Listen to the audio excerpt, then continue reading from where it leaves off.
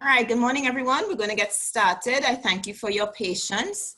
My name is Unique Matthews, and I am a school psychologist working at the Microcare Center. Okay, good morning, everyone. I am Carleen Myers. I'm also working at the Microcare Center. I am a special educator with qualifications in primary education, so training in primary education and educational management. It's my pleasure to be with you today.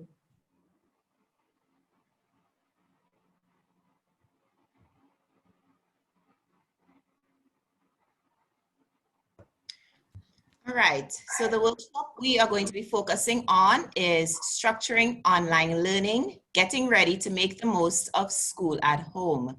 Let me just ask that as we are doing the presentation, you keep your mics on mute. There will be moments when you'll be invited to ask a question or two. However, we do have time dedicated at the very end of this presentation to answer as many questions as you may have. While we are presenting, if a question comes to mind that you are interested in asking, feel free to go ahead and post it in the chat room. We will be responding to questions both from those that are unmuted as well as those that are presenting in the chat room. So feel free as we're going along, something occurs to you, something you want clarification from, do use the chat room until we get to those moments where we will entertain questions formally. Thank you. Just give me 1 second here.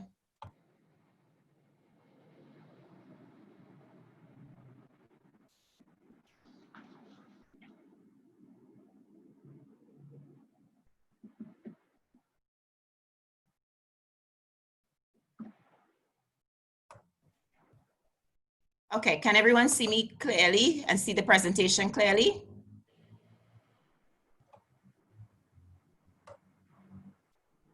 I can. All right. Okay, great. Thank you so much. All right, you guys are ready to go. I see the chat is moving. So let me just remind you also that this presentation is being recorded for the agency's purposes. As such, that would include questions presented verbally as well as questions in the chat room. So just making sure everyone's aware. All right, so structuring online learning, getting ready to make the most of school at home.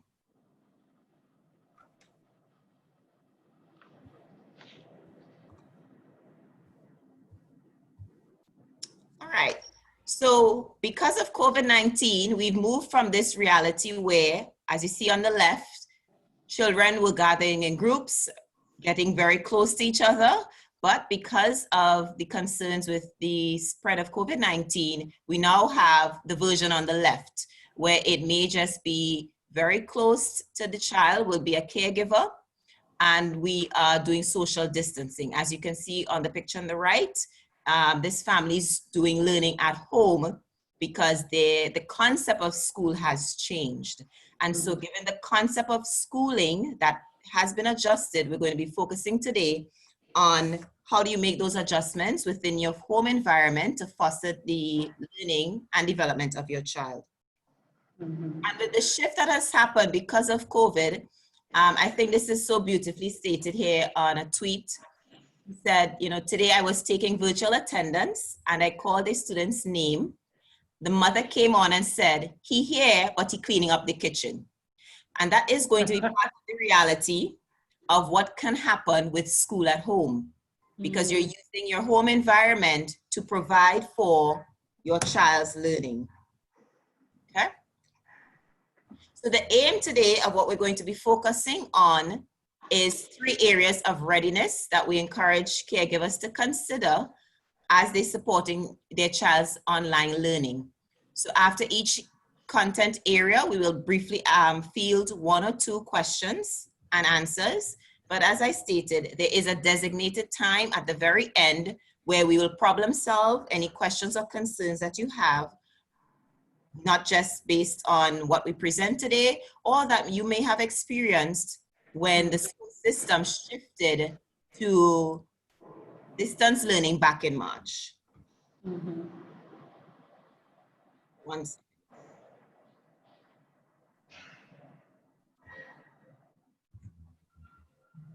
All right. So the three content areas that we're going to focus on is the environment, content, academic content, and resources. But first, before we go into speaking specifically to these three major takeaway areas that we would like to share today, we need to define what is online learning. And so let's set the tone. So we are working with a common definition. When we say online learning, what does that mean?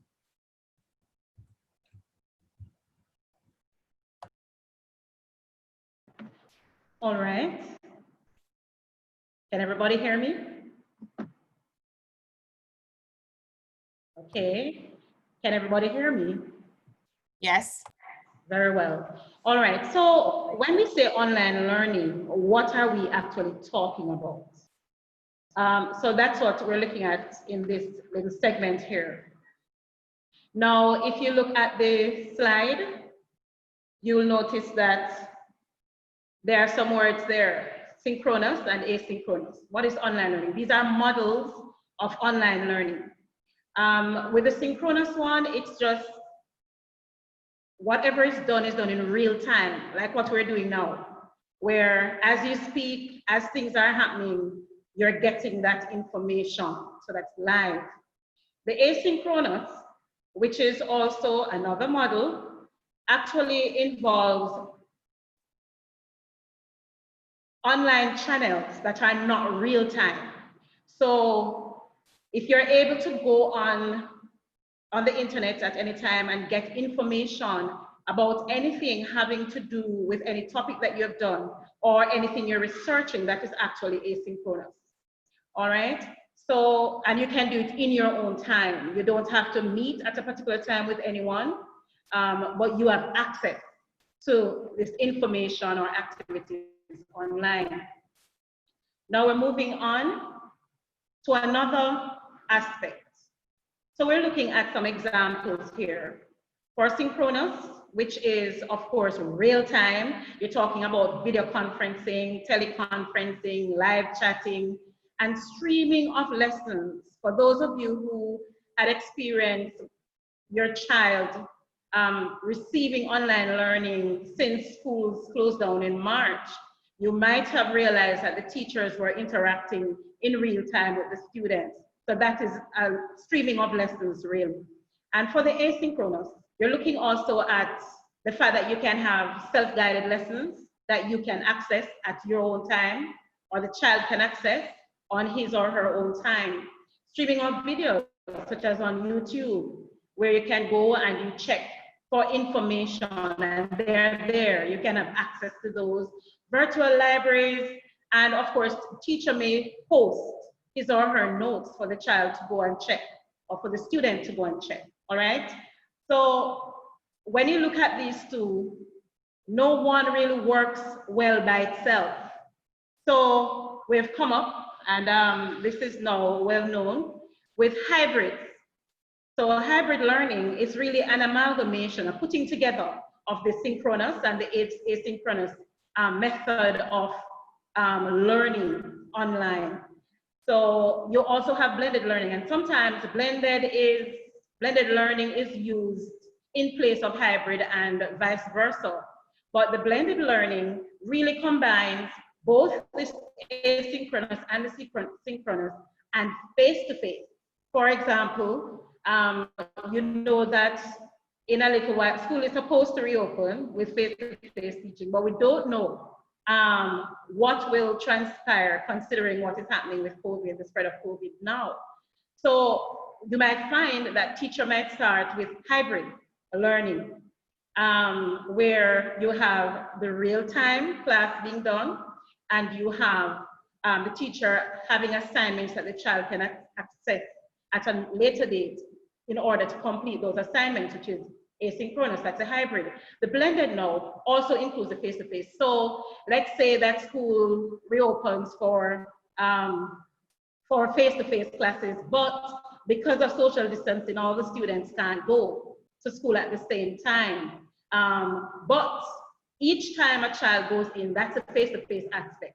And you may find that they're also blending the online learning along with that, because you may have on days, off days for students to be in face-to-face sessions, as well as sessions for them to be online, both in the asynchronous, which is at their own time and leisure, and the synchronous, which is face-to-face, real-time, not face-to-face, but real-time online class sessions with the teacher. Okay, so what does this mean for us? It means that in our system here, we might find that this is what learning will look like for our children as the school year begins, all right? In Jamaica, before COVID, we weren't, especially at the primary level and some high schools, there wasn't any concern about any online learning and whether Jamaica was prepared for anything like that. But if you look at the slide that is in front of you right now, you'll realize that before COVID, what was available was like Ready TV. There were tablets available, e-learning tablets, and other such material online.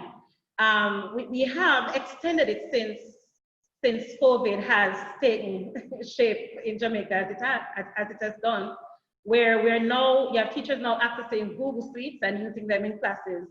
You also have PEP websites and others, and you may know of some others that are not listed here, all right? But it just means that this might be what school looks like for us as we return to some sort of educational functioning within the school setting, all right? Who will be doing these things? Teachers will be involved, parents will be involved, children will be involved. So I'm going to pause right here so we can continue with the next segment. If there are any questions, you can always post in the chat so that they can be dealt with. So we're moving on now to environment.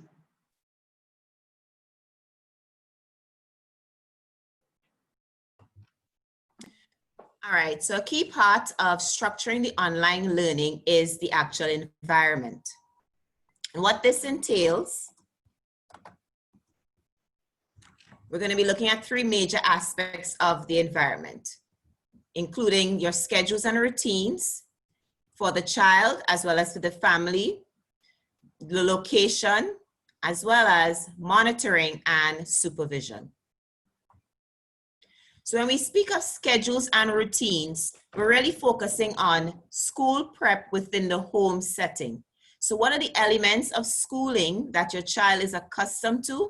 Those are some of the features that you're going to use and replicate in your home. So for instance, some schools are requiring children to be dressed in their school uniform for their online learning session.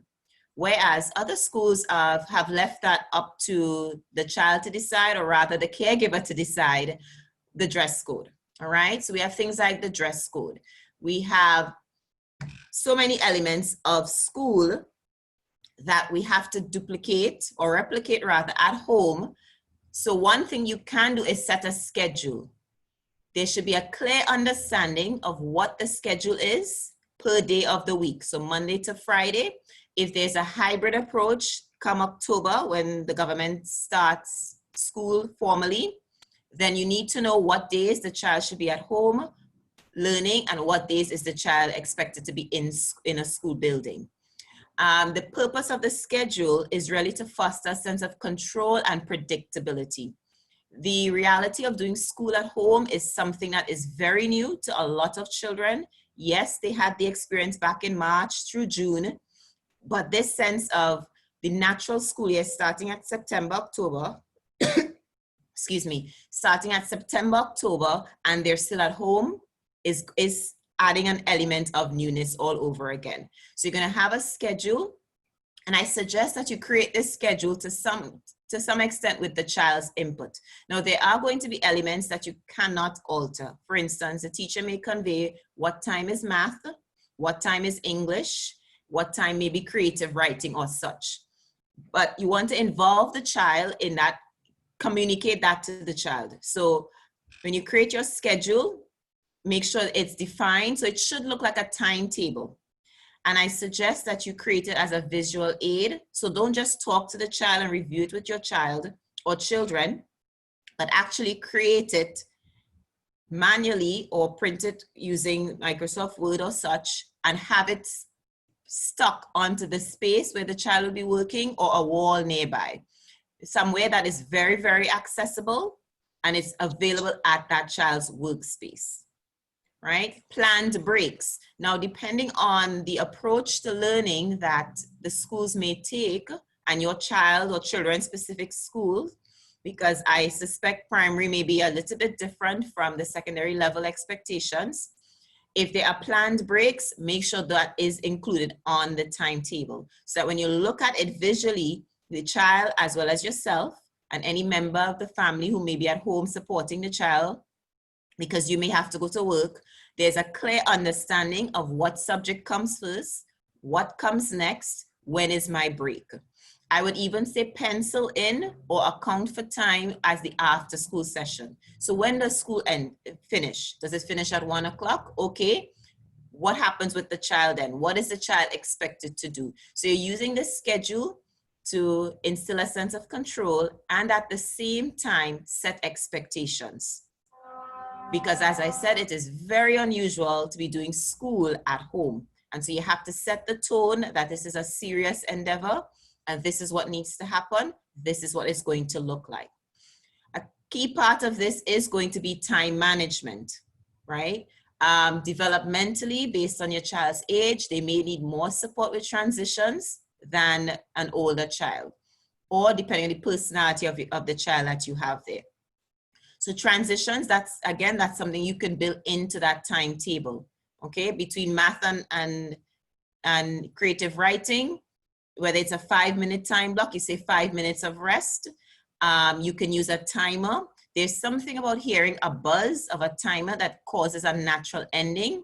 And in terms of the biochemistry of the body, it sends a message that something has ended, something needs to transition on to. Choices.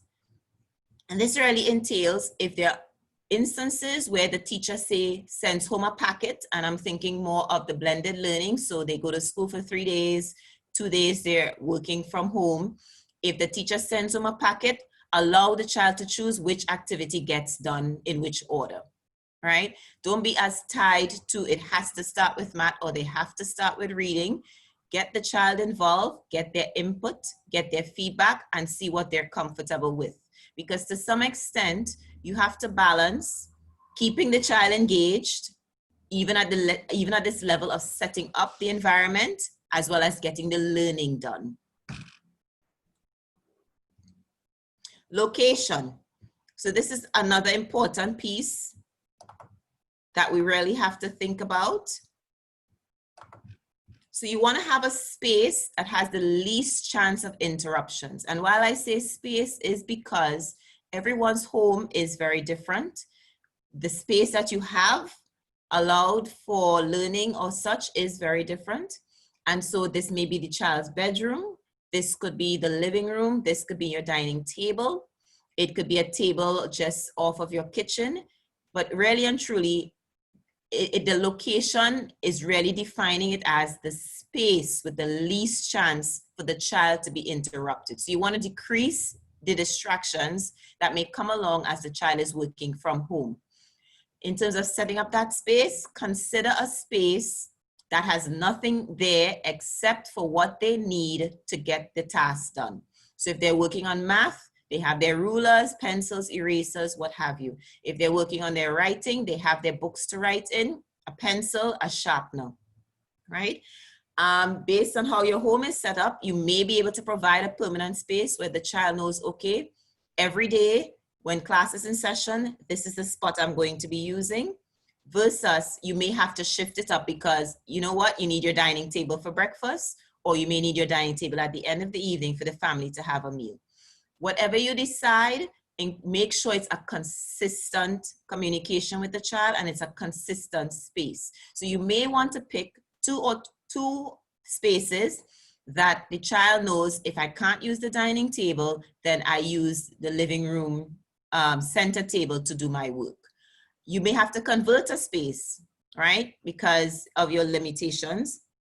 So if you're going to convert it, find a table. It could be the center table in the living room. You want something that is at the height of the child in terms of when they sit, they can comfortably reach that countertop, right? So you have to think about, maybe you may have the child sit on the floor on a rug and they're working off of the center table, all right? Or they're working at the dining table and they're able to reach it. But it's critical that they're able to reach it as a countertop that they can comfortably work off of. For some of you, you may need to do what we call a build and break. So for instance, I'm using the dining table. It's time for dinner. You get the child to put all of their learning materials into a box, you can even use a closed basket, but you're reconverting. And so in the morning when the class starts again, part of the schedule and routine should include setting up your workspace. So if you put it into a closed basket, you put their books, their pencils and erasers, what have you. Before class starts in the morning, a responsibility that is part of their schedule is setting it up, taking that material back out of the closed basket, putting it onto the dining table, or getting it onto the space that they'll be using. But it's just the concept of having a space that the child is always aware of, that this is where I do my learning, this is the materials that I need. Also considering with the build and break, you may also want to think about using their backpack, right? So depending on the age of your child and how much they have, you can actually use the backpack as your build and break container, okay? But it's really just the concept around it. It's not tied to what you use, but it's the concept. If you have to convert a space, this is how you shift. And again, that's a built-in transition. Everything's in the closed basket. Everything's in my backpack because mommy needs the dining table. And then when it's school in the morning, I empty my backpack, taking out just what I need for that day's lesson. Yeah. All right. So I'm just giving you some examples here of two children. The child on the left, the school's recommendation was that the children wear their school uniform. So he's completely dressed. He has his shirt. He has his school pants on, as well as socks and shoes. In this family, they wear shoes. They're fine wearing shoes within the home. So he's completely dressed. Notice he's sitting at the table because this is the space that the family's provided.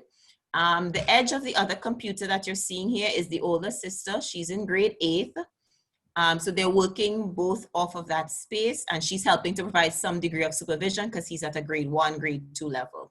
The child on the right, in terms of the space that the family had, the living room was the best option that they had. So they have a kid-sized chair that she loves. She loves pink and she loves this chair. So they've incorporated her in helping to figure out how to set up your workspace. If you notice the space around her, it's pretty clear except for the tablet and the notebooks to write on. The yellow spot here is just because the teacher asked that I don't reveal her face. So that's why I blocked it off. But you can see two very different settings that what the family felt was they can do with consistency and provide. All right. Notice in this picture, this is the front door. This is the exit and entrance to the home, right? But they've arranged it such that everyone in the home knows at this particular time, this is a quiet space. That may not be always possible for your child. And this is why I suggest you find at least 2 spots in case the child had to transition. So Monday, you may be in the living room. Tuesday, you may be at the dining table.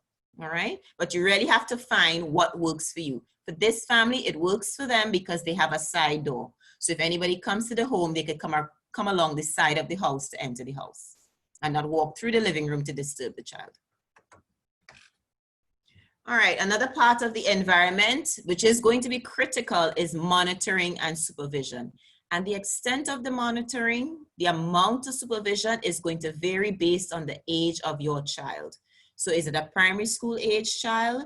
Generally speaking, they tend to require a little bit more oversight. High school children in general tend to be able to work more independently. However, based on the age, you also have to consider the child's personality. Is your child one who's very self-directed? I can get them set up in the morning. They know how to set their items up, and you can leave in and just check in ever so often. Is my child the type of child who needs encouragement as they're going along during the day? So if it's not yourself at home during the day, let's say you have granny providing oversight and care, you know, just checking in ever so often, how are things going? Even for children who are self-directed, checking in, touching base, say, nice job, focusing, you're doing a really good job. I can tell, you know, the space is very quiet. I can see you're engaged with class. You're doing good listening with Miss. Even children who are self-directed would appreciate your encouragement because we're doing school at home. Very, very different concept of learning. And so to foster understanding of it and comfort with it, the encouragement is going to help. And I would say at least a daily check-in that assignments are completed. So for most of you, you may have checked your child's work at the end of the day, they come home from school. That should still be part and parcel of what you do with your child. All right, so daily check-in, how are things going? What do you need help with? Does the child know the teacher's expectations? Right? Did you catch what Miss asked you to say? All right, do you know what you're supposed to be doing? So it's really about you acting as an intermediate, bridging the gap because the teacher is as a distant level, and or if we do the blended learning and the teacher sends them a packet, checking in that the child knows what is the expectation, they know what this task is about. Don't underestimate those elements because it can make the difference for learning. It really and truly can. And collaborate, communicate with your school. Find out from your school, from the class teacher, if there's a problem, if my child is not understanding the task, the child is not sure what the assignment should entail, how do I reach you, miss? What is the best way to communicate? Right? It's for some teachers, it may be WhatsApp, it may be an email, what have you, but how do I find you, contact you when my child has a question about what this assignment is even about? Or let's say, you know, the child did class Monday and they sent them the packet on Tuesday and you don't know what this packet is supposed to be about, when things are due. Communicate, communicate, communicate. This is very much a time to do more communication that you may have done in the past with your child's school, if not the teacher. So if schools have been sending home information for you about the start of school or their plans, make sure when you review that material that you are clear on how to communicate, how to reach them, and that they can reach you. So make sure they have the most current phone number, or if you're best by email because you're at work, so they should, you know, email you at your work email address. Make sure there's that bilateral communication, that they know how to reach you and you know how to reach them.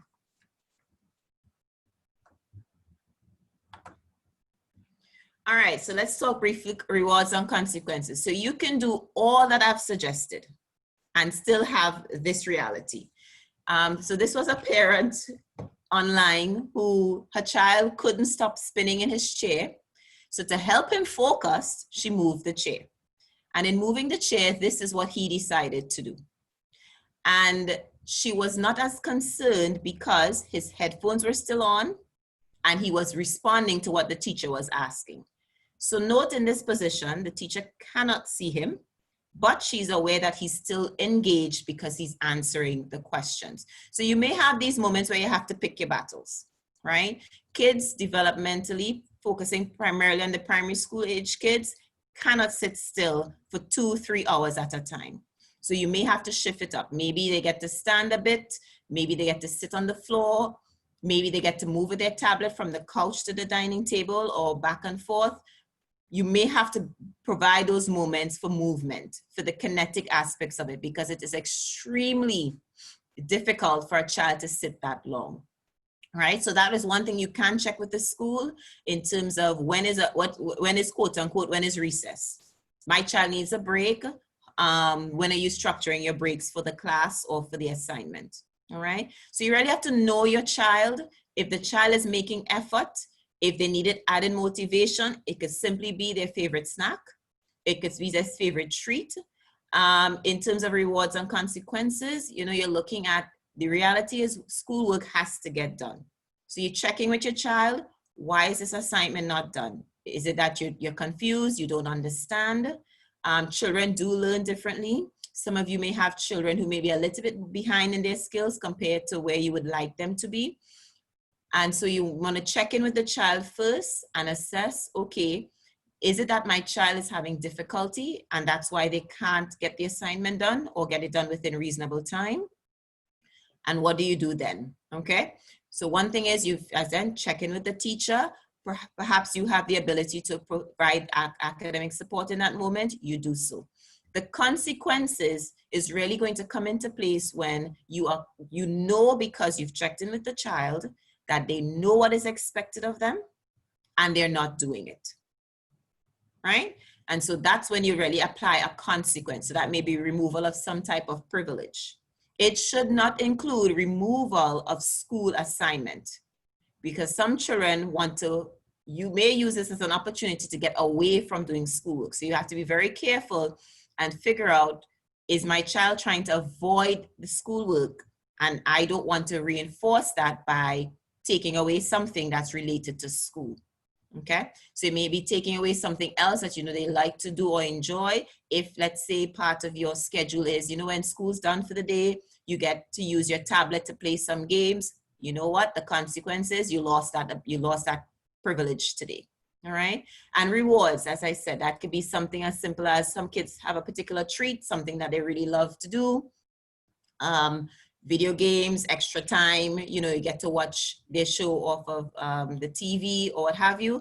Those are the types of elements that you have to consider. What works for your child and what can you consistently provide as a reward, as a consequence. All right, at this moment, I'll just take 1 or 2 questions. If there are any, you can unmute yourself and ask. Are there any questions?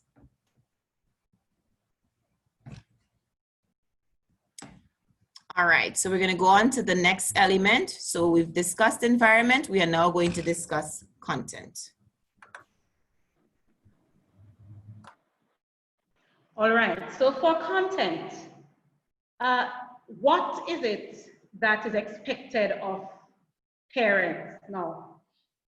Considering that school has moved out of the schoolroom or classroom into your home. So the presence of the teacher, giving the content, ensuring that the children do what they ought to do, is not there the way it was before. So how can you support your child's learning as it relates to content? Now, when we talk about content, we're looking at parent-teacher or parent-school collaboration, and you've been hearing that word quite a bit. There has to be collaboration, especially if, as a parent, you are not a trained teacher or you don't have that experience in working with your child. Now, if you look at the picture, going to the next slide. If you look at that picture, you see what I mean. So you have the child there being supported by 2 hands to help him to learn to the best of his ability. And the notes, better together, homeschool partnership. So the content, you'll have content from school. You'll have content based on the child's experiences and expressions. And you'll have content based on what you observe in the child's work. Moving to the next slide, we're looking specifically now at content from school. So the content from school, you know, should be teacher delivered, because you have the synchronous part of it where you have real-time lessons going on, all right? So you have the teacher delivered segment and teacher assigned tasks that might need to be done online or otherwise. You also have content required by the Ministry of Education, because the teacher will not just be teaching in a vacuum. The teacher will be teaching based on the prescribed curriculum for the ministry that the ministry supplies. And this is necessary because, of course, we don't know all the decisions that will be made, but we do know that we have a system of assessment. So the content, you have content from school based on the ministry's requirements in the curriculum. And you have textbook-based content, which the teacher can direct the child to or direct you to, but you can also help to direct the child in that regard.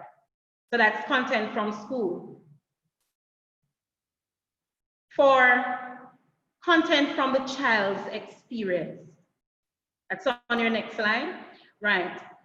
The child might express difficulty or challenges that he or she is having with any assigned task, curriculum-based assigned task that the teacher gives.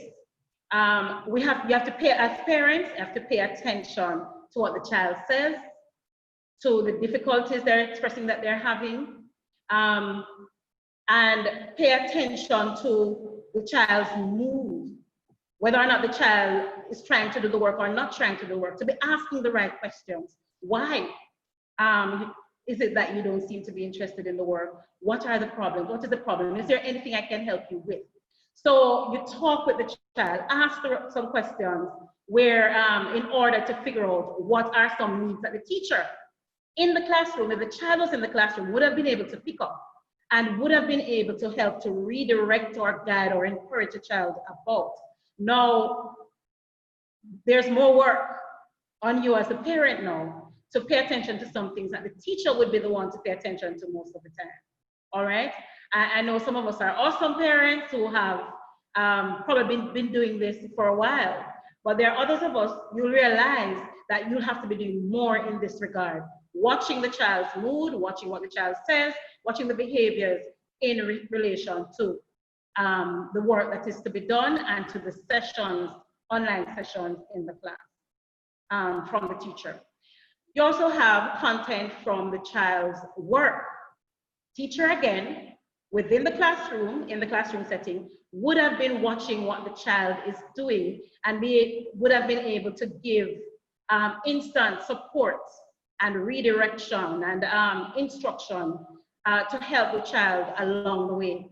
What you're going to find is that as the parent or whoever you have assigned to assist the child, you'll have to pay attention to what the child is doing in terms of work, especially to the mistakes that they're making. So the content, again, can come from the mistakes that they're making. Okay, so what it is that I need my child to focus on, additionally, apart from the lessons that teacher gives online, what additional information, support, or guidance does my child need based on the errors that he or she might be making? All right, you might be noticing that they're doing some math and somehow the answers are just not coming out right. What is happening? Okay, it's addition that the child is doing, but you notice that the child is subtracting sometimes within an addition problem. You as the parent know, you're not required to teach the child, especially for those of us who are not trained in teaching. You're not required to teach the child, but to direct the child to sources. So, for example, sources such as internet video lessons or YouTube lessons. So you type in YouTube addition with renaming, or addition, simple addition, or addition for kids. And you can actually help the child to access videos that actually teach, where you have full lessons, where the child can watch and get a better understanding. Some of the videos are interactive, and we'll have the child click responses and so on along the way. All right? So you redirect the child or direct the child based on what you observe to be some of the errors in what they're doing. Refer them to textbooks. Okay, so you have a math book. Maybe the math book will give you some additional information. If it's a younger child, you might need to be there with the child to go through it, to check the book. If it's an older child who can manage to navigate the material himself or herself, or online material himself or herself, then your task is just to direct the child, support the learning. And it cannot be overstated about the need to seek the assistance of the teacher.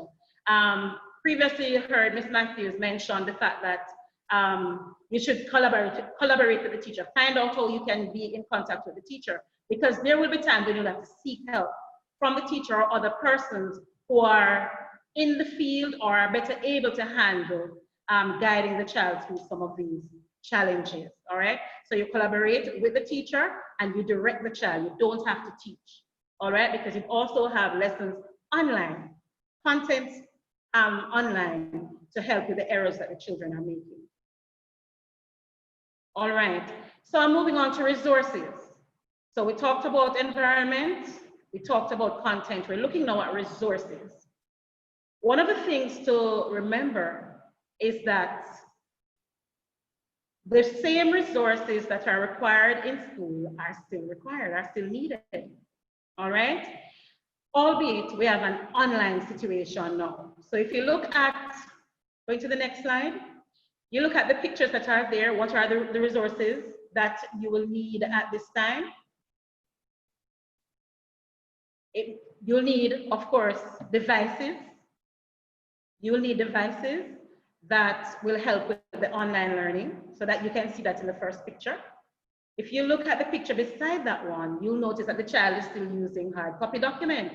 So whether it's a textbook, and the child is using a textbook in this case, or leaflets, packets, whatever it is, you're still using books. You're still using worksheets. You're still using these supplementary materials. And of course, you have the hard copy. You have the hands-on materials, such as you can see in the third picture at the bottom there, all right, that need to be available to support the child's learning. And of course, we need people. We'll talk some more about that. Moving to the next slide. So the devices, online device resources that you will need to access these resources through devices. So you will know whether you have computer available, whether you have that's like laptop, desktop, tablet, or it's a cellular phone.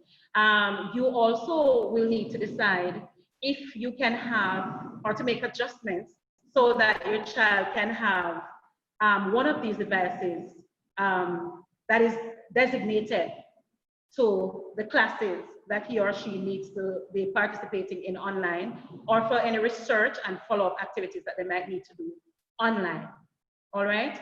Some of us might have to share the same electronic device that we use with the child, like if you're using a phone, all right?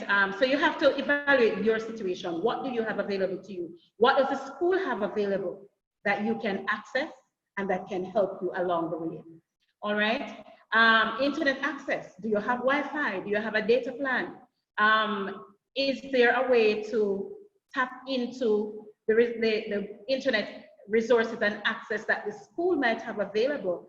Because you might have heard that the ministry is making extra effort, Ministry of Education, extra effort to ensure that schools have the access, the internet access, and to Wi-Fi or any other internet installations, and also to devices that can be utilized by your child. Okay, if you need additional help in having the devices and internet access, talk with your teacher, talk with the school, see what kind of advice and assistance you can get as well. And of course, for the platforms, you need to have, let's say, teachers using Google Classroom or using Zoom. You need to be able to download that on your system at home, whatever it is, whether it's a phone, a laptop, whatever it is, you need to be able to have that installed on your device. It means that if you need assistance in setting this up, that you can also talk with persons at school, teacher at school, or with anybody else that you know who is able to assist you. Or maybe you're just very good at doing this, so you're able to do it on your own, it's okay. But these are some online resources that will be needed. Now, examples of information sources and online activities. Now, you know that there are certain documents and activity centers that you need to have access to for your child. When the child is at school with teacher in the class, teacher would normally have access to that for the child. The Gleaner e-paper, Mars Performance Task, that's a part of the PEP performance task, but you can actually go into Mars Performance Task and find activities that support the content and the concepts that your child is supposed to be learning. The Ministry of Education website also has resources, textbook resources like electronic textbooks, where you can actually access those. Also, you have some of these that you have to pay for online, that you can only access by paying, and then you have some free sources, such as some YouTube aspects. For Starfall and EduFocus, some of them you'll have to pay for, and some are offering limited free offers at this time because of the COVID situation, and the fact that more people have to be utilizing these online sources. Now, some of you might know of others that I have not mentioned here, but the thing is, with school now being at home, the child needs to have access to what he or she would have had access to at school as well, all right? You also look at the fact that there need to be supplementary materials. Some of you might have already gotten book lists from your schools.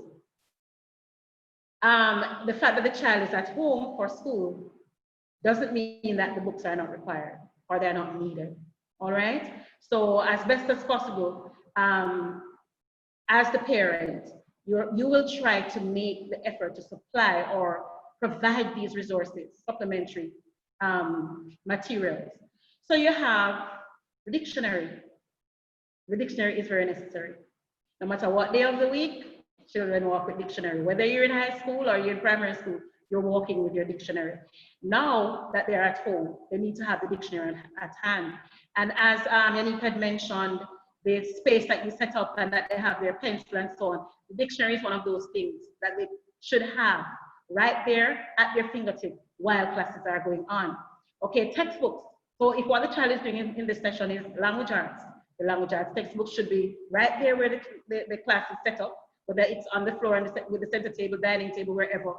That is one of the textbook that is needed for that session should be there as well. So you ensure that the textbook is provided. Workbooks as well, that they're provided. The teacher might not ask that the child works in the workbook as the online teaching is going on, might not.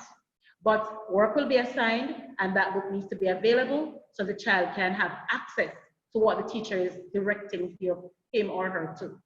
Also worksheets.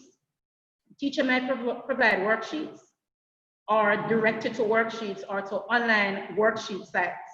But you also, as you see some of the errors that the child is making and the child has watched a video or two about that concept or content that they were having problems with, you can also access worksheets online.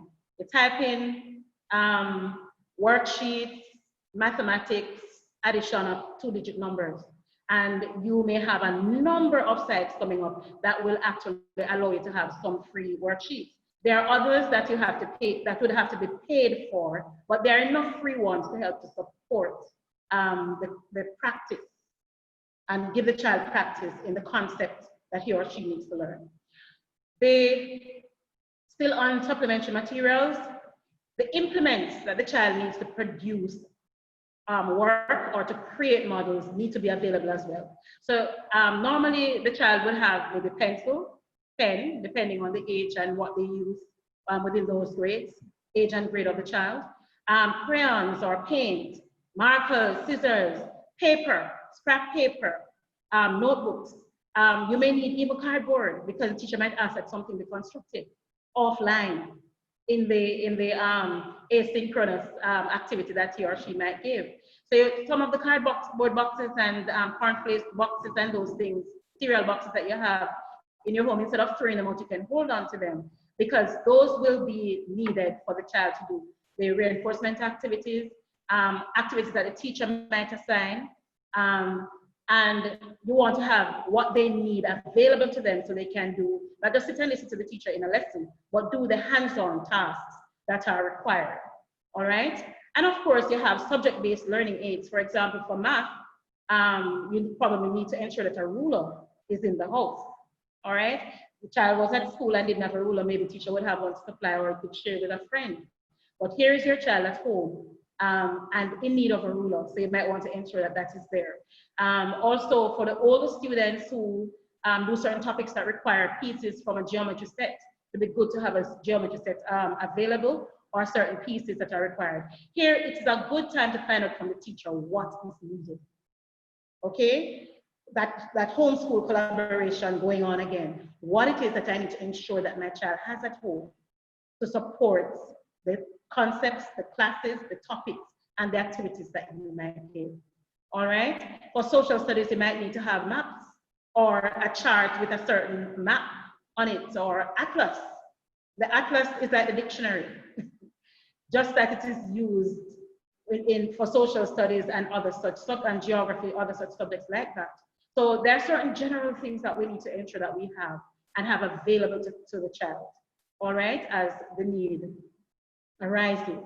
But the homeschool collaboration cannot be overemphasized. Now, people are resources too. Many of us as parents have to work. We have our children and we have to work. Okay, but the child is having classes at home when you're not there. Who is it that will be there to help the child along? That is something that has to be considered, and arrangements be made in that regard. Maybe you're working from home. You're doing remote work while the child is having classes. Or there's an older sibling who can assist or monitor the child in terms of providing the help and support that he or she might need at home. So the people that you need to be able to supply academic assistance. So you need persons who can supply academic assistance, and this of course includes a teacher, all right?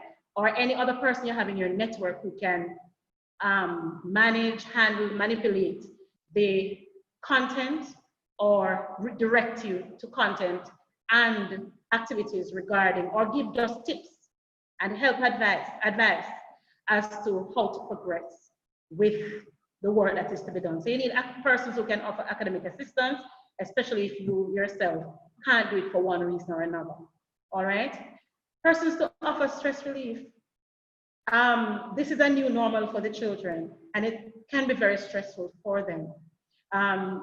So persons with whom they can play, maybe other siblings, maybe they can interact with friends online, so they need to have that kind of session where they might want to be in WhatsApp discussions with a classmate or friend, or you have family members who just help the child to chill a little, to breathe a little. Okay, you need fun activities, persons who can offer fun activities, all right, which is also stress relief and an area of stress relief, and to offer encouragement and motivation. Of course, you will offer encouragement and motivation, but you might have other persons in your network who can help your child to be encouraged, to urge them along, and to help them to be motivated, and even to give you tips as to how to help to motivate your child, if that is what required, or just to remind you of the beauty in your child and what your child is able to accomplish when you feel like, no man, I'm not getting it. I'm not getting it at all, I'm not getting it, I'm stressed out. There is this person who can encourage you along and encourage your child along. All right, so that's the end of that part. We're now at the question and answer segment overall. So back to Ms. All right, thank you, Colleen. Thank you, Ms. Myers. All right, so this is a great time. If anyone has any questions about any of the material that we presented today, or questions about how to set up the best supportive learning environment for your child, you can also reflect on how things were with your child attempting to engage in schooling between March and June. This would be a great time. Feel free to unmute your phone and pose your question. I'm also going to go to the chat group to see any questions that are in there.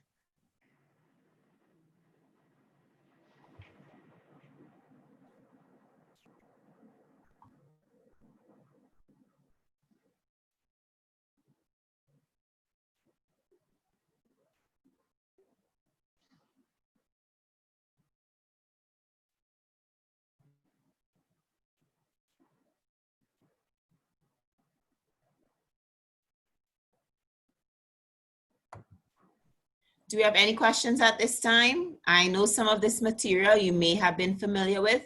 Some of it may have been a different perspective. Any questions or concerns?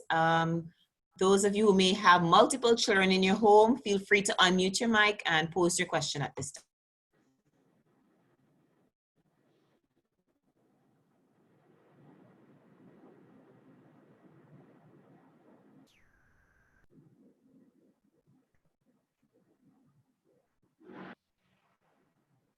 All right, so one question that came into the chat was a question regarding a certificate of attendance. That is something that we can provide. For those of you who may be interested in a certificate of attendance, if you can type yes in the chat room, so I will take a list of those who are available. We've offered this workshop to more persons than those attended today. And so I just want to make sure I specifically provide the certificate of attendance to those who did join us this morning. All right, so I'll take attendance that way. Please post in the chat so that I know that you are interested in a certificate of attendance to ensure that you get a copy. Those would be sent out at earliest sometime next week. I would say within the next 2 weeks, you should receive it. While I take note of those interested in the certificate, are there any other questions? Feel free to unmute your mic or pose it in the chat. Thanks.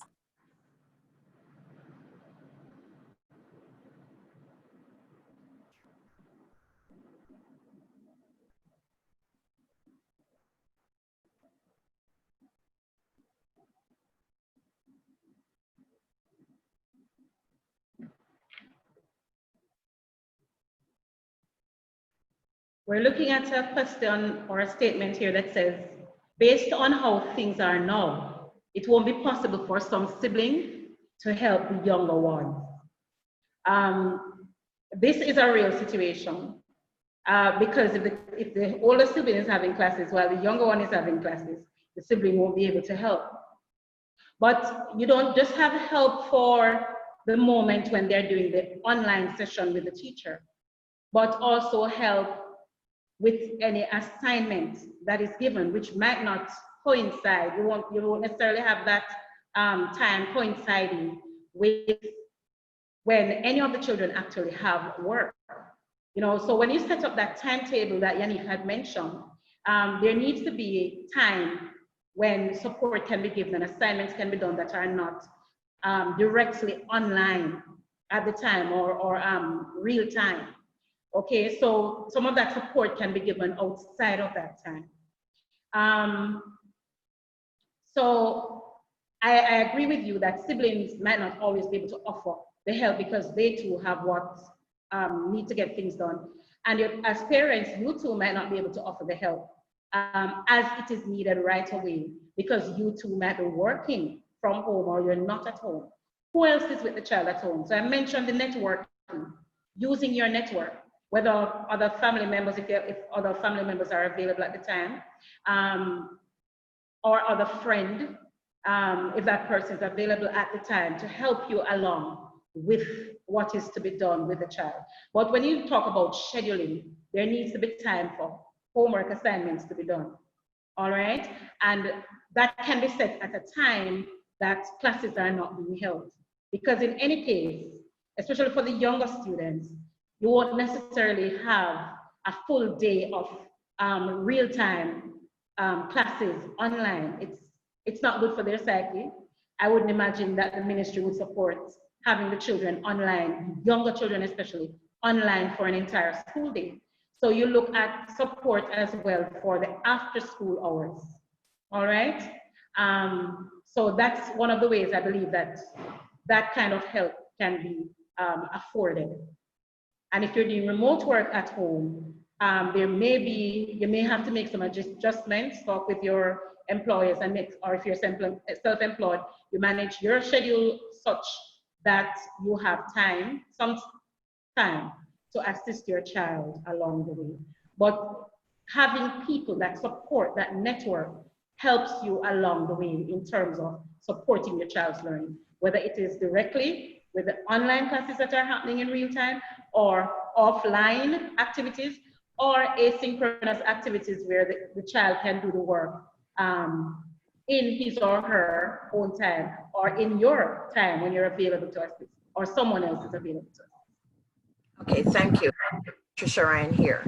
Now, I would like to find out if you think it is possible for children under the ages 6, especially from 2 to 5, if you think that the online program will help them, knowing that some parents, as you said before, will not be able to assist the child based on work schedule or sibling schedule.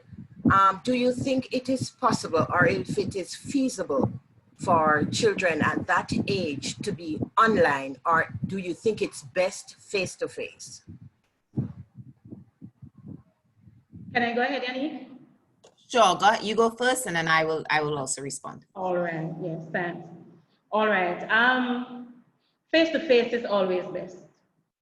Face-to-face is always best. What we are presenting here is a supplement, or because we know that face-to-face won't be as face-to-face was for a while. It won't. And you may find that, as I mentioned, the hybrid and blended learning that might have to take place. So what we're doing is problem solving to give our children the best chance possible to continue learning. So face-to-face is always best, but we can't have full face-to-face at this time based on what is happening. So what it means is that more monitoring and assistance will be needed within the home for the younger children at the early childhood level. In terms of their schedule or timetable, you'll find too that their chunks of time will be a lot less than a child who's at the primary level and far less than a child who's at the high school level. It is feasible, but with much support. That's what I would have to share. Support from someone at home, all right? Because school has now moved into your home. And the idea is just to give your child the best chance possible, considering all the situations that are going on now. The child still needs to continue to develop. The child needs to continue to learn. And you may find as well that some of those activities that you would have, like learning programs that you'd play for them and have them watch, you might find a lot more of that happening. And you manage the online time, the screen time that the child will be engaged in, and the kind of support that the child will have in terms of monitoring at home. It won't be easy, but feasible. I understand that, but I am an early childhood educator, right? And most of where I work, we are practicing the online thing with our students, but yeah, it all depends on not only the student and the teacher, but also with the parents. And the parenting, there are difficulty where parenting is concerned, because with the online, as you said earlier as well, with the phone, there are parents who just don't want to really let go of the phone for the child to use. You understand? And we know that we're in a difficult time at this time. The space in everything is difficult based on this pandemic. In early childhood education field or in the basic schools, I think the teachers will be having a very difficult time with some of our parents based on the fact that they don't want to let the phone go. They don't have time to spend with their child. Now, we are worried about our children of the future not being helped by these parents. So that is really my concern. You know, we know it is for the best at this time, but what about those parents who don't want to spend the time? It worries us as the teachers. You understand? So that is why I really ask the question, because we're trying to find every way that's possible to get our children to learn.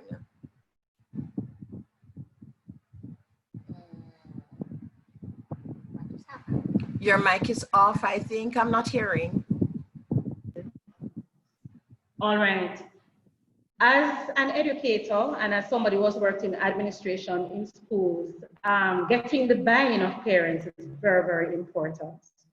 Guiding the parents along. Every time there is a change, parents get jittery. Everybody gets jittery. And it's good that you're an educator, you're a teacher. So you also can help to get the parents to have that buy-in and to be comfortable with the fact that I'll have to support my child some more. I'd have to share the gadgets with the child some more.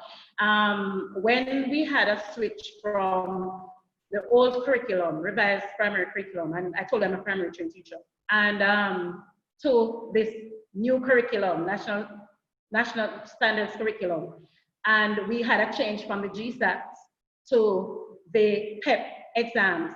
Parents were jittery. There was a lot going on in the media because they didn't know what to do and some didn't want to do anything. And we had to have a lot of meetings with parents just to encourage them along. And it's almost like you're not just directing the child and holding the child's hand, but you're now holding parents' hands as well. And I found that a lot of the parents really bought into, because we had the confidence about what we were prepared to offer, we sold that to the parents and they were able to come on board with us. And the children were able to do very well. I've been doing very well since the institution of the new curriculum and the new exam. Every time there's something new, you have to get buy-in. You have to get teachers to buy into it, you have to get parents to buy into it, and you have to get the children to buy into it. All right? So it's to understand our reality, but at the same time, we still want to be learning. We still want our children to be learning. And this is how I can support you. This is how we can support each other. This is how we can support the child. So it's to get the parents to have that buy-in. And of course, that meeting that we normally have face-to-face with parents, now we might have to have it online as well. Or we might have to have social distance meetings with the parents. It's the school, the administration, the teacher who gets the parents to come over, to buy into what is offering, so what is being offered, and to do their best for their children. It won't be as easy as it seemed before with the full face-to-face, but here is how we can work together to help your child. That's how I would take, that's the angle from which I would take it. Okay, we're trying our best to get them involved, right? But you know, we have to ask some experts and get other ideas from elsewhere.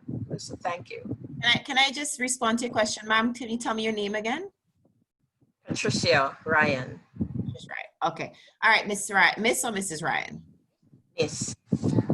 Okay. All right, Miss Ryan. So I do hear your challenge, and I do think, and speaking more as a school psychologist, the early childhood age is the most challenging phase, I think, for this distance learning, because the kids at that age are so kinetic. The social learning is such a critical aspect of their development. And so we are losing, in a very consistent way, we are going to be losing that emphasis, right? So that has to be provided for. In terms of reaching out to the parents, your children coming from the community around the school? Most of them. Most of them. So are you still doing a formal registration? Are the parents have to formally register their child? Yes, we are. Okay.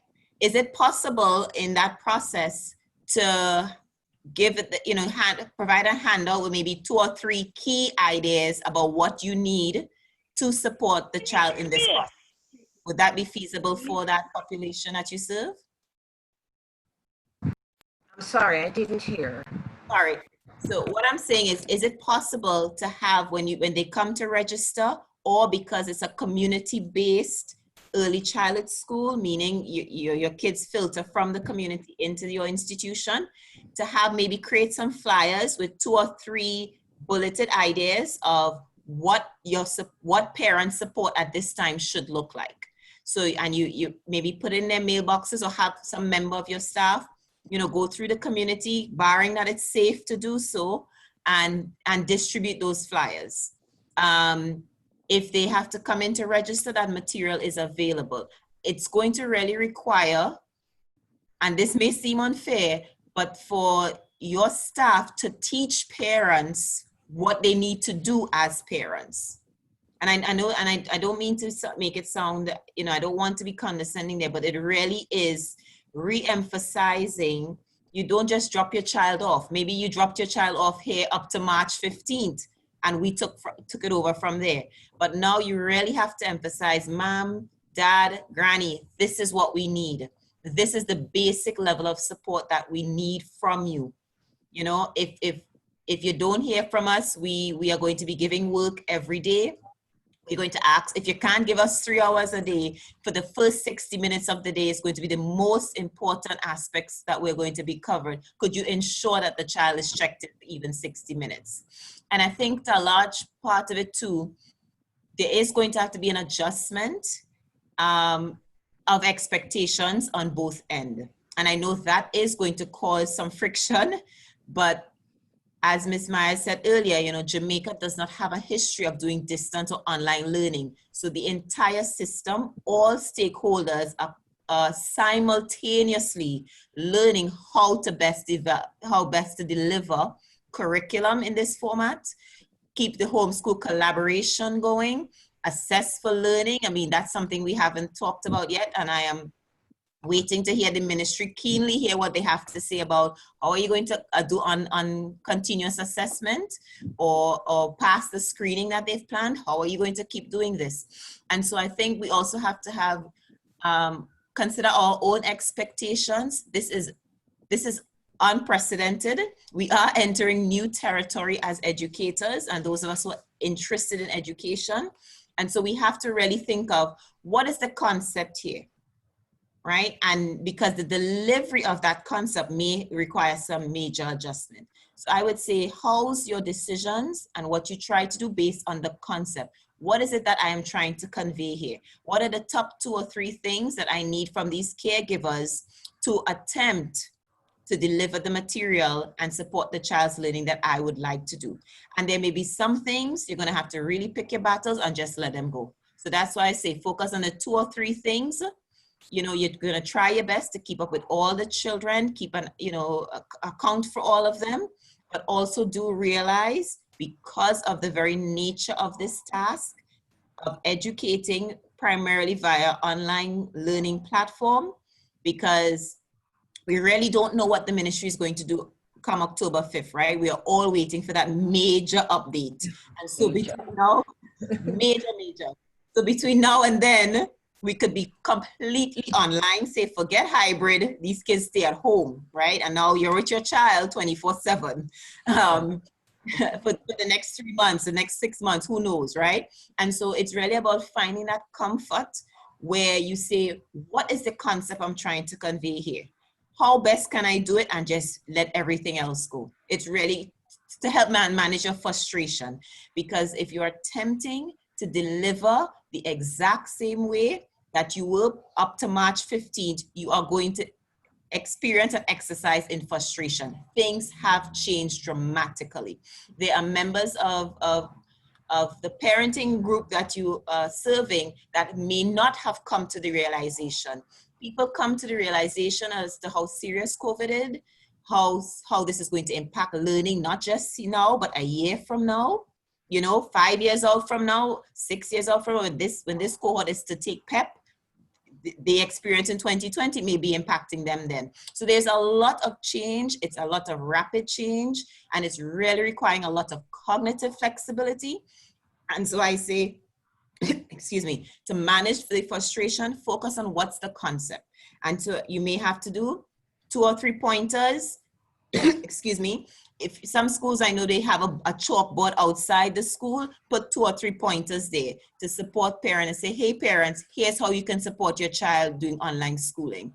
As I said, if the community is safe, have a walkabout. Walkabout, just drop off some flyers, say, hey ma'am, you know, you have a child who's going to come to my, who's enrolled at my early childhood institution. I just wanted to give you 2 or 3 tips of how best we can work collaboratively.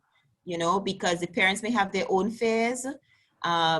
This is also demanding a lot of parents, not just their own personal resources, but it's the amalgamation, the personal, the financial. It's just a lot. It's a lot.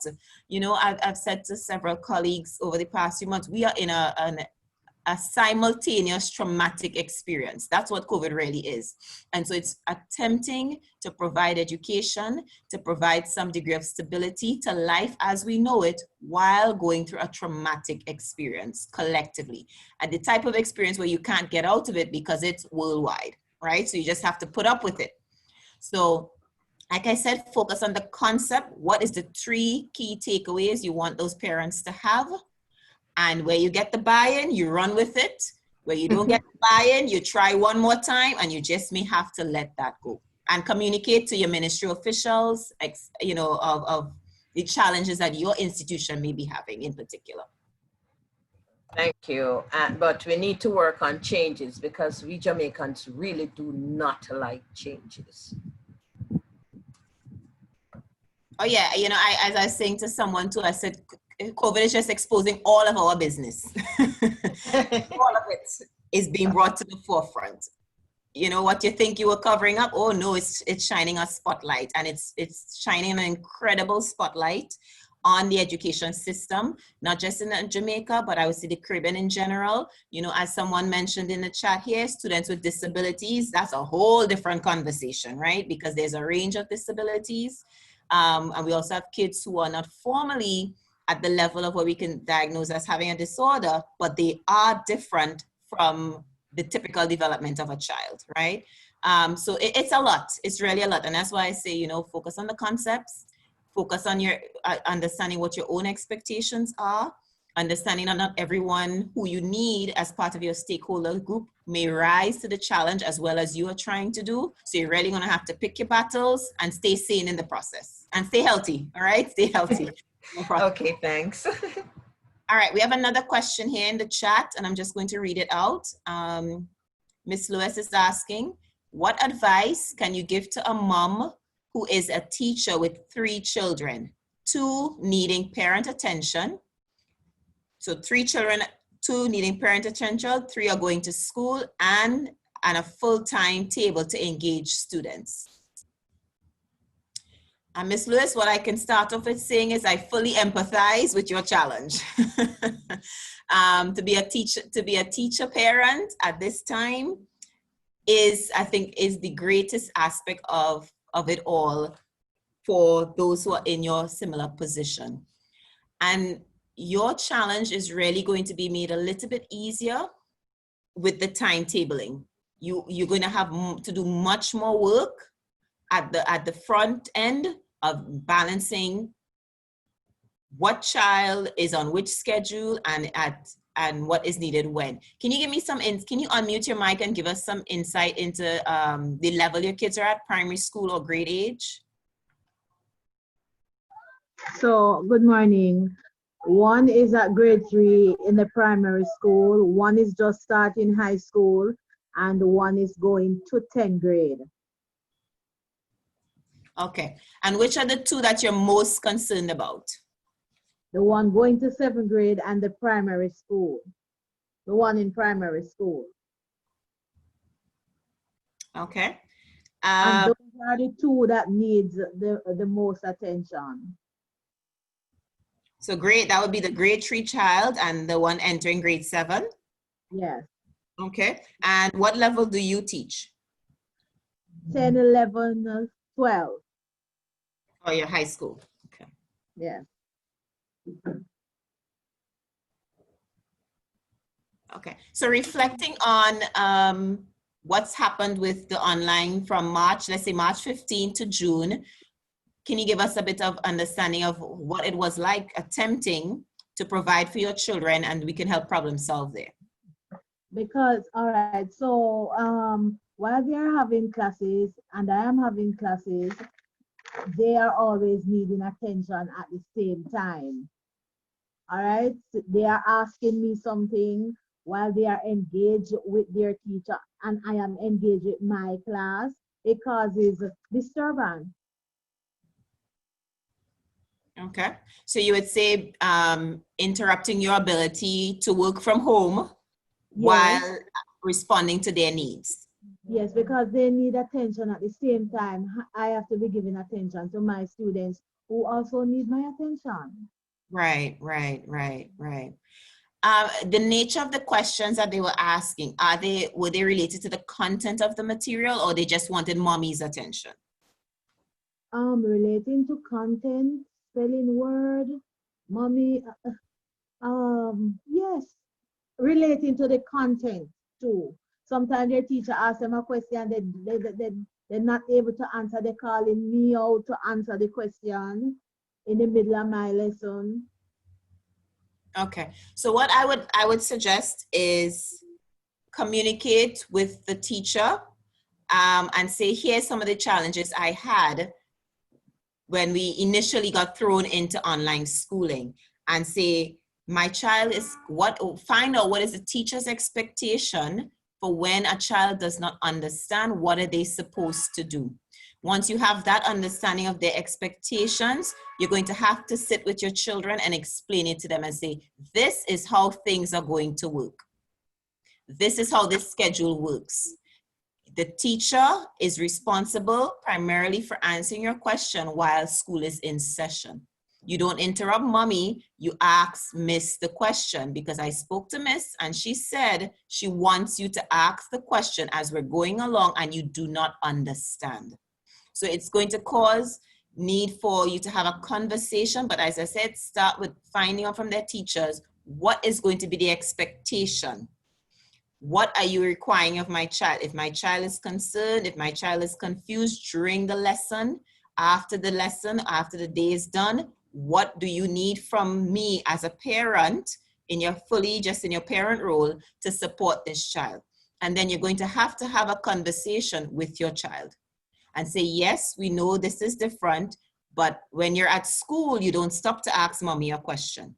What do you do at school when you're in the school building and you have a question about how to spell a word? You ask Miss. So that same expectation is going to happen even though you're at home. So you're going to have to bridge that gap, because when you think about it sensorily and physically, the children are at home. So if they have a question, it's mommy to ask or whomever is the other caregivers in their environment. So you're going to have to bridge that gap. And when I was referring to school prep at home, everything else is still school, and you're going to have a conversation with the child and say, what are the things that you used to do at school? What are the expectations of your teachers? If you had a question, if you're missing a book, you need to get your homework done, and you just may have to just have a direct conversation with your children saying the only difference is that you're interacting and learning while you are at home, while you are in the living room, while you are in the dining table. But the expectations for school and learning stay the same. So you don't interrupt mommy, because mommy is also working at home. So it's just really set those boundaries, have the conversation to set the boundaries, but do find out from the teachers, what is the expectation? Because I know I can hear, that your child asks you a question and it's a simple question and you could easily tell them how to spell the word, but over time, that does take away from what you need to be delivering to your own class of students. And so find out, and you may, as I said, have that conversation. You may want to build into the schedule and the timetable a commonality between your timetable and theirs when they can ask you a question. Because it's going to be impossible for them to stay there all day for school and don't ask mommy any questions. And I could see mommy right there and I could hear mommy talking, but I can't ask a question. That's just not going to be acceptable by a child, and children can't do that, right? Mommy's there, she's supposed to serve my needs because she's there, right? And that extends to everything that we're doing. So consider your own schedule and build maybe a 5-minute block or 2-minute block into their schedule where you can do a check-in during the day. So maybe you have your class working on assignment. That would be the moment where you check in with your children to see where you guys at, how are things going. But really you need to have that conversation and set the expectations. Does that help, ma'am? Yes, I accept that that advice. Thank you. You're welcome.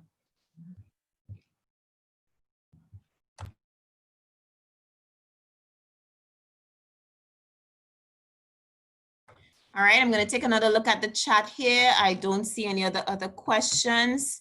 If I've overlooked a question posed in the chat, could you please repost it at this point in time? It's 11:32, and I know we started about 5 minutes late, so I'm going to give 3 to 4 minutes again, and then we will be at the formal end of this session. So if there's a question that you have at this point in time, feel free to ask it or post it in the chat. Thanks.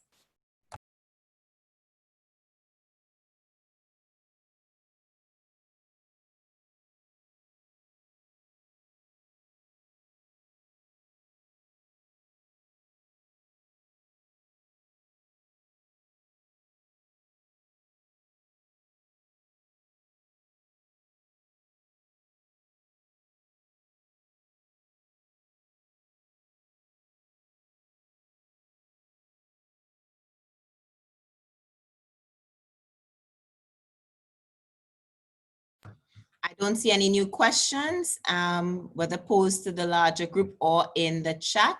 So we are going to formally end the session today. Thank you very much for joining us. On behalf of the Microcare Center, as well as Ms. Myers and myself, we appreciate your involvement today. And I must say, you guys were an excellent class. And those of you who are teachers, I wish you this very same experience where you had a class full of very attentive, very quiet participants. I wish you that going forward. Let me see something just, okay, great. All right. So as I said, within the next week or two, we will work on sending out the certificate of attendance and get that to you.